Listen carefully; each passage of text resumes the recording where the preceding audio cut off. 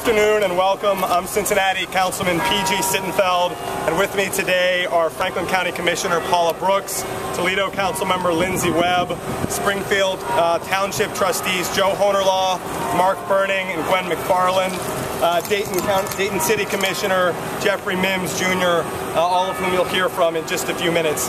Also with us today is Mark Sanders, President of the Ohio Association of Professional Firefighters and a career fireman down in Cincinnati, and Mike Weinman, Director of Government Affairs for the Ohio Fraternal Order of Police and a former police officer right here in Columbus.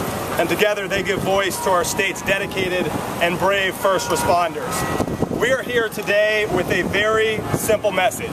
Please stop raiding the coffers of local communities across Ohio. Stop playing shell games with the state budget and merely passing the buck and shifting the burden to those of us whom citizens lean upon most directly and most heavily for the delivery of basic services. Make no mistake, this is not a partisan issue. The harmful activities of state government are hurting red counties and blue counties, big cities and rural areas alike, and you see that in the folks standing here today. I'm a Democrat. There are folks who identify as Republicans. Indeed, one of my colleagues on Cincinnati City Council, the highest Republican vote getter in the city, has frequently raised his concerns over the state's failure with this policy.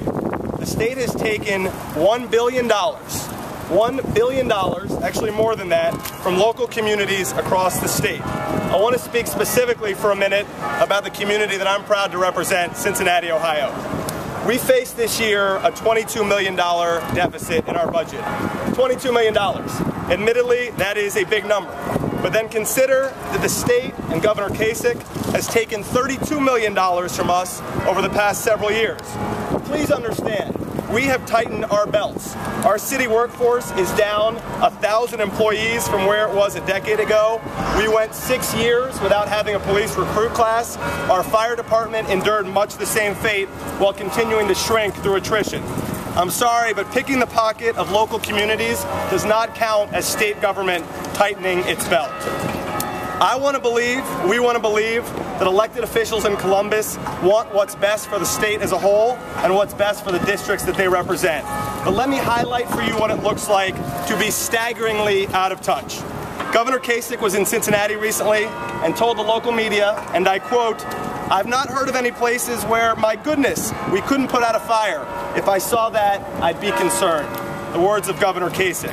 I am sincerely stunned that Governor Kasich wasn't informed that in recent years, Cincinnati's fire department has endured fire engine brownouts. A brownout is where you don't have enough personnel to staff your fire engines. That's a dangerous scenario, not a scenario that should be mocked by our governor. I think the phrase local government fund sometimes does its cause a disservice. What this should really be called is the Police and Firefighters Fund, because that's what it really is. That's where these dollars go, toward the most basic of basic services. These are locally generated dollars that help put police on the street in our community and staff our fire departments. I know in a very personal way what's at stake. Almost exactly a decade ago, the Cincinnati Fire Department saved my father's life. What if one of the state-caused fire engine brownouts had been in place at that time? Raiding the coffers of local communities isn't some interesting budget theory. It's a failed policy. It has real and harmful consequences.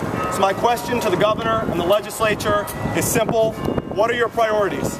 I hope that it's the local communities that make up this state, and if it is, I ask that they do what's right, restore local government funding, and once again, be a partner, not an obstacle to us.